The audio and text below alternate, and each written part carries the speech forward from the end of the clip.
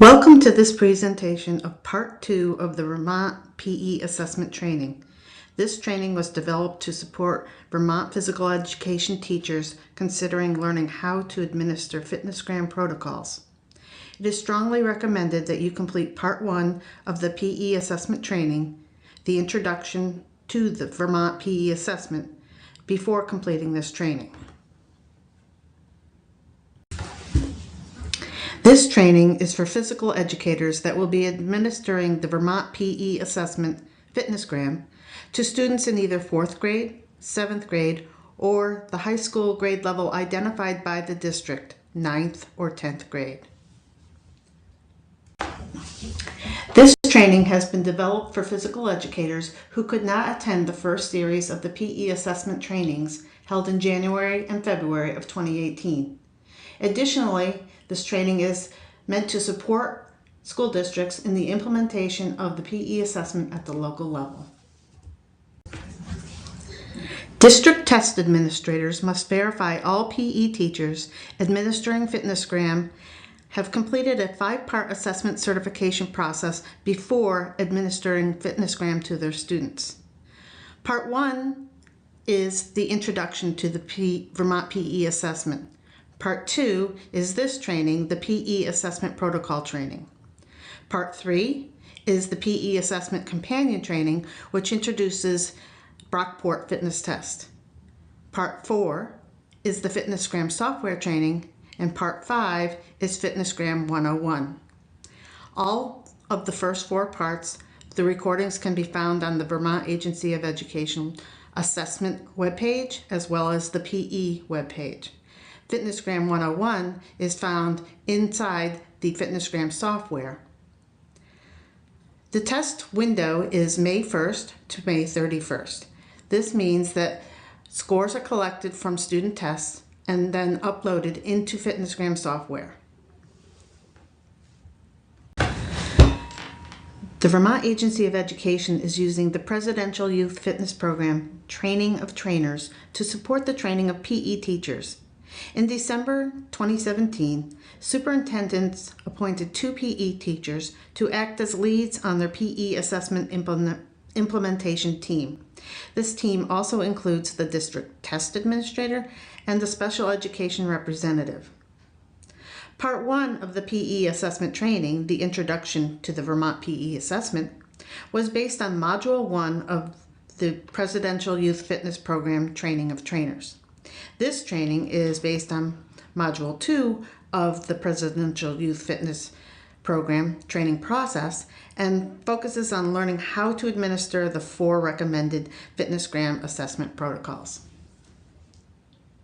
The PE assessment requires schools to collect student health-related fitness data from 4 categories: aerobic capacity, abdominal muscular strength and endurance, upper body muscular strength and endurance, and flexibility. This table identifies all available FitnessGram protocols. Those highlighted in yellow are the Cooper Institute recommended FitnessGram assessments. The school assessment implementation team can choose to collect data using any or all of the FitnessGram protocols. Some assessment options should only be used if the school has the required facilities or equipment. For example, to collect data for the mile run or walk, schools must have a measured quarter-mile track.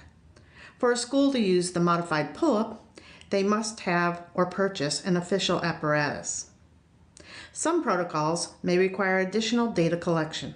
For example, to obtain the measure of aerobic capacity using the mile walk or run, weight and/or height measures must be collected and entered into the FitnessGram software for results to be calculated. FitnessGram is a research-based, criterion-referenced, health-related fitness assessment. It was first published in 1982 by Cooper Institute and is constantly under review. Vermont chose to use FitnessGram because it is valid, reliable, objective, and provides easily understood, individualized student reports. FitnessGram has many purposes. For students, it is a learning tool to meet Standard 3 of the Vermont PE standards. It provides a snapshot of current fitness levels. It informs goal setting and planning. It can motivate students to be physically active. It provides metrics that can be tracked and monitored over time. It fosters independence in tracking progress towards meeting health goals, and it can be self-administered. For teachers, FitnessGram can provide an aggregate data collection to market the PE program. It informs program planning, and it also can be used to improve instruction. At the school, district, and state level, FitnessGram can be used to institutionalize practices, emphasize the importance of fitness as it relates to student health, and considering the Vermont ESSA plan, it is used as an accountability measure. In Part 1 of the PE Assessment Training Series, the 8 steps for including fitness testing into your PE curriculum were reviewed. The first step, teaching fitness concept. Second, preparing students. Third, conducting the assessment. Fourth, analyzing results at various levels. Fifth, helping students set personal goals. Sixth, helping students create a plan for improvement. 7, helping students track their progress considering this plan. And 8, reassessing fitness. This training focuses on the first 3 steps. The remaining steps should be embedded into the PE curriculum and can be used to assess Standard 3 of the Vermont Physical Education Standards.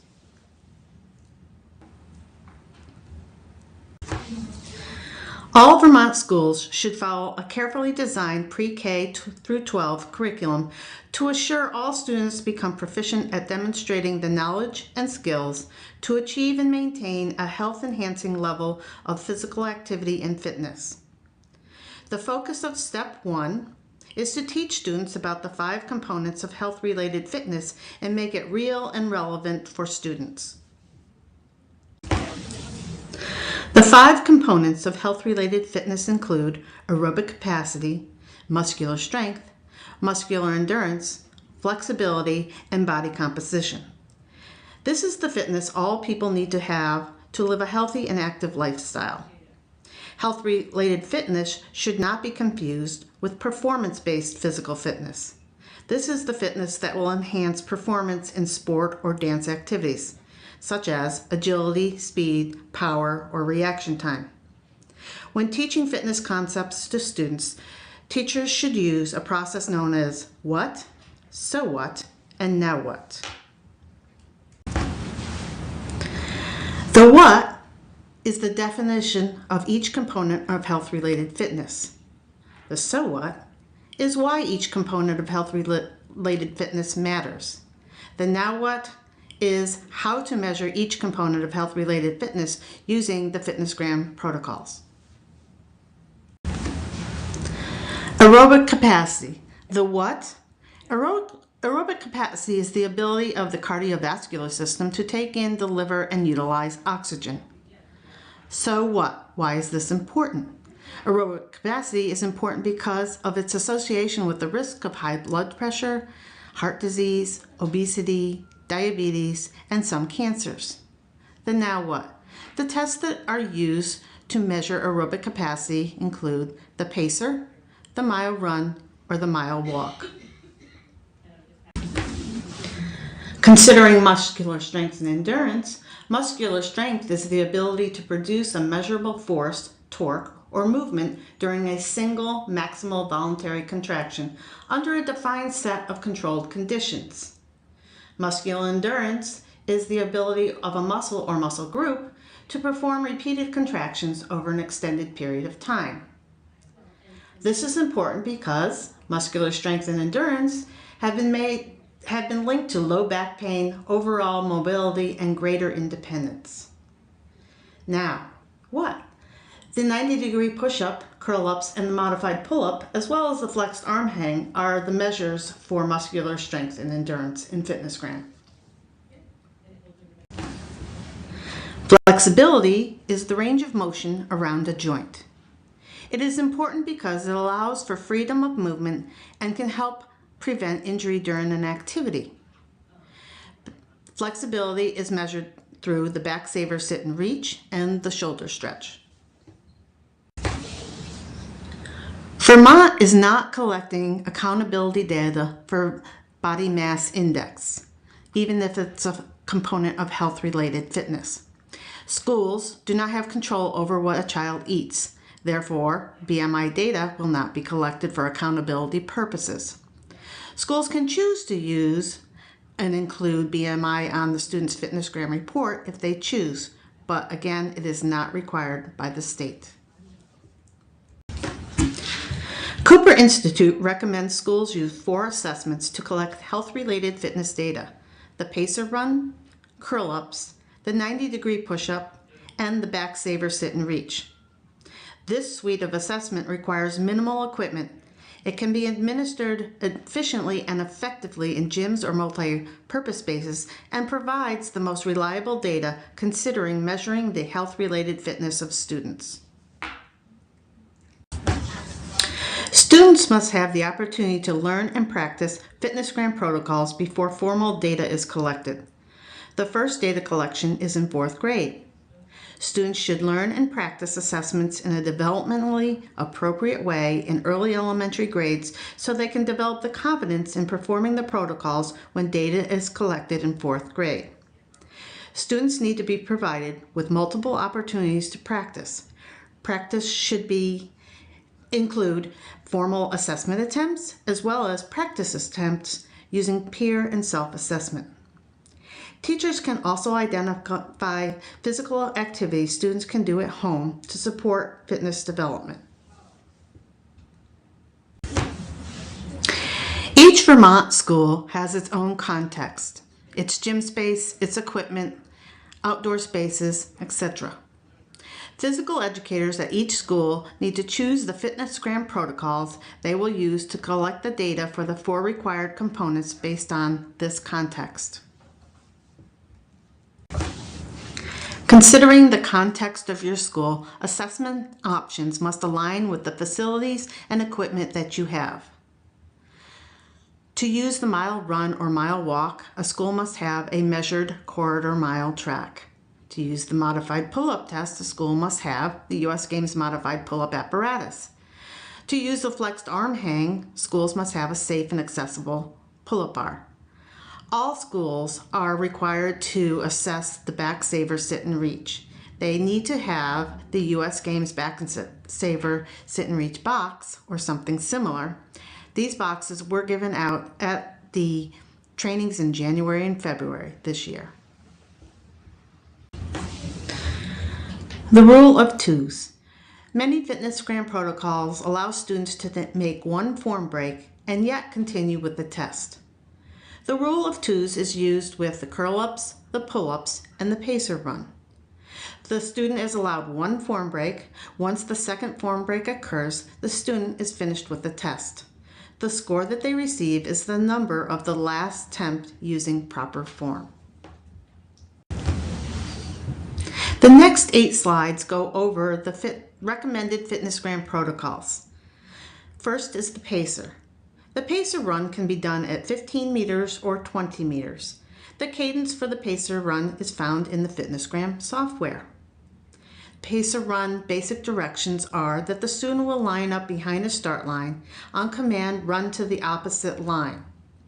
At the sound of a beep, they run back to the start line. They keep running until they have missed 2 beeps. When finished, they walk and cool down. For a full instructional video about how to conduct the pacer run, please access the video through the title on this page. It is an active link. Each protocol has a peer observation checklist to use for practicing and learning the protocol. This checklist is for the pacer run. This checklist can be used to assess correct and incorrect form and identifies common errors to be aware of. This checklist is available on the Presidential Youth Fitness Program website, and something similar is in the FitnessGram software. The second recommended protocol is the 90-degree push-up. Similar to the pacer run, you can access the instructional video directly through the title on this page. The 90-degree push-up is used to measure upper body muscular strength and endurance. The students lie face down with their hands underneath their shoulders. They keep their legs straight, slightly apart, and toes tucked under. They push off the mat with the arms until the arms are straight and the back remains straight. They lower their body until their elbows bend to 90 degrees. They continue to do push-ups at the rate of 1 every 3 seconds. The assessment ends when the second form break occurs. Again, to access the instructional video, please use the link at the top of the page. This is the instructional checklist that can be used to teach and assess the modified push-up. As you can see, the correct and incorrect columns are there, as well as the criteria that you are evaluating, or the peer or the student themselves is evaluating. Common errors in the push-up include the back is not straight, the hips sag towards the floor, elbows do not bend to 90 degrees, knees touch the floor, or the student stops. The curl-up test is used to measure abdominal muscular strength and endurance.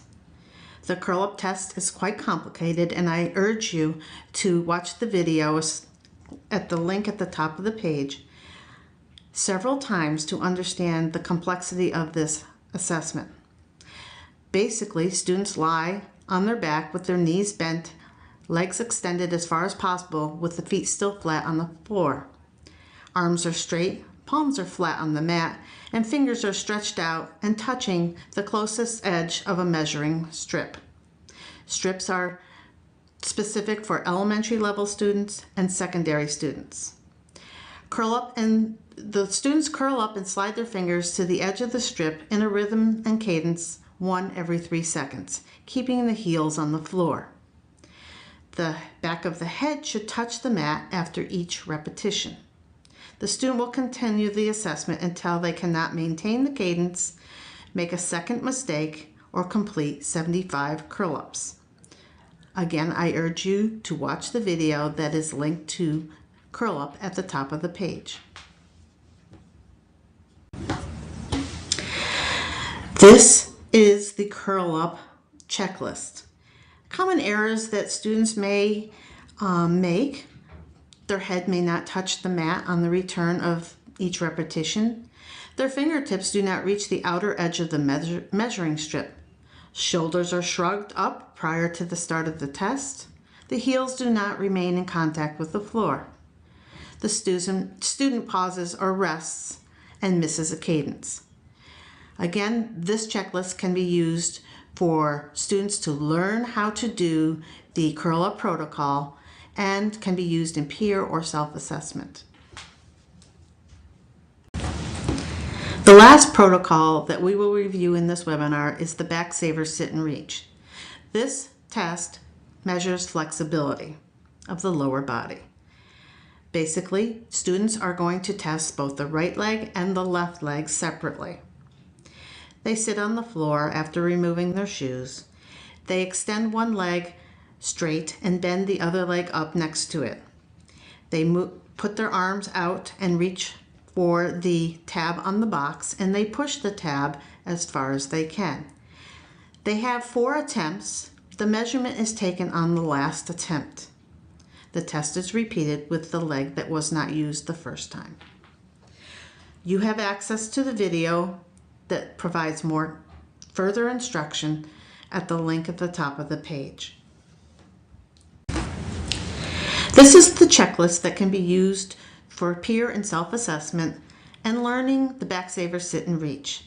The common errors in this assessment are that the hips are not squared before testing, fingers do not stay together when they're reaching, the extended knee bends, the fourth stretch is not held for 1 second, or the head is down.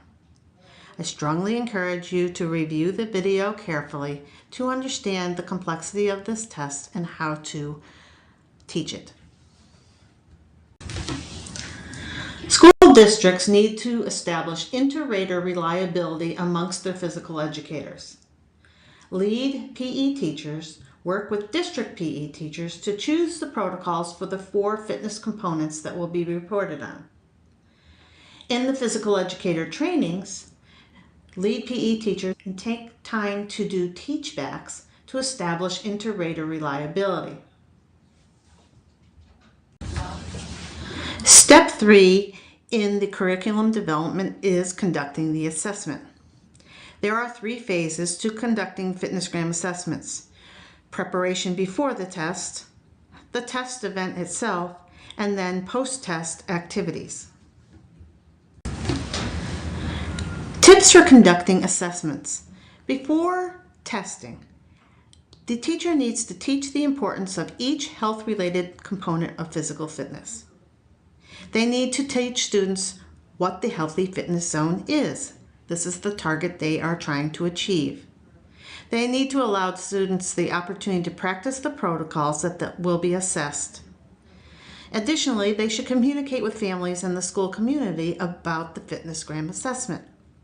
The Agency of Education has a letter available through the assessment website that can be used, as well as FitnessGram in their software.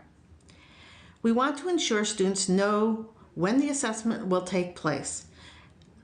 Posting the assessment dates or establishing an event needs to be publicized.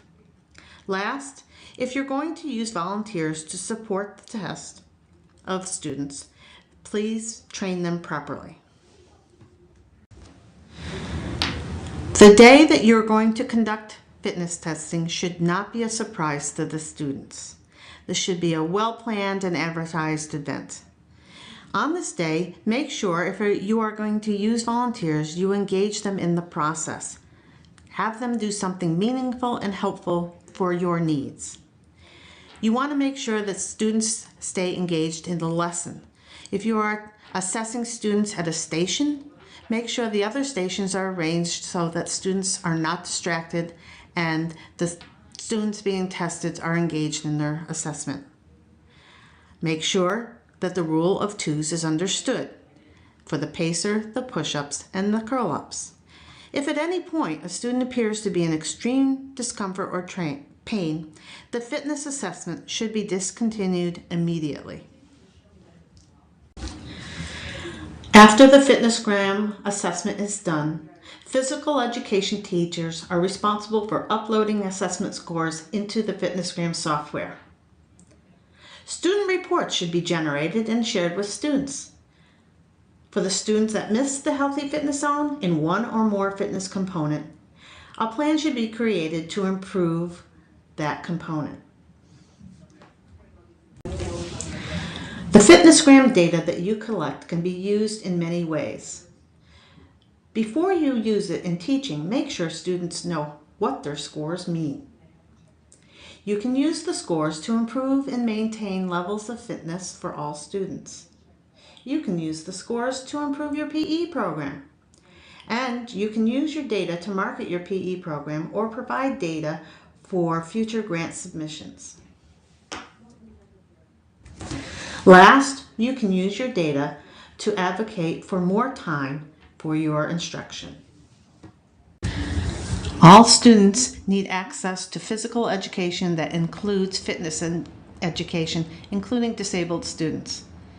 The presence of a disability does not exclude a student from participating in the Vermont PE assessment, FitnessGram. When modifications are needed, working with the IEP team, the Brockfort Fitness Test Manual can be used to develop the modifications needed, depending on the disability. Part 3 of the PE assessment training focuses on learning to use the Brockfort Fitness Test for developing these modifications. The Vermont Agency of Education has purchased FitnessGram software licenses for all public schools and some independent schools. Within the software, there are several resources. One is SmartCoach, Smart Coach has 11 pages of tabs that include cadences, score sheets, sample letters to parents to support not only the instruction of FitnessGram, but also the assessment process. Under the Professional Development tab exists FitnessGram 101. FitnessGram 101 is a module course that includes a test that is required to be completed by all physical education teachers administering FitnessGram for the district certification process. The Presidential Youth Fitness Program website also houses several resources that can support the instruction and assessment of FitnessGram. Physical education teachers have a responsibility to stay informed considering the administration of the FitnessGram assessment. District PE assessment implementation teams have a responsibility to share information the AOE sends directly to them with their district PE teachers. Another way PE teachers can stay informed is to read the weekly field memo published by the AOE every Wednesday. The physical education web pages and Linking Health and Learning newsletter also will be a vehicle to communicate with physical educators considering this assessment. The Shape Vermont website also may include notices to support physical education teachers in this effort. The Agency of Education is also developing additional supports for the administration of FitnessGram. Future webinars are being developed considering conducting school-wide test events, communicating with stakeholders, and promoting physical activity in schools. On the second and fourth Wednesday of the months of February, March, April, and May, there will be office hours from 3 o'clock to 4:30 as needed. As you move forward implementing FitnessGram into your curriculum and administering the assessment, understand there are different people at the Agency of Education that can support you. For information about test administration and school accountability, please contact Gabriel McGann. For information about the FitnessGram companion assessments, mainly Brockport Fitness Test, please contact Linda Moreno, the assessment coordinator for special populations. For information about assessment contact and related classroom practice, please contact me, Susan Yesalonia, at the email found in this slide. Thank you for participating in this training. This concludes part 2 of the PE assessment training series.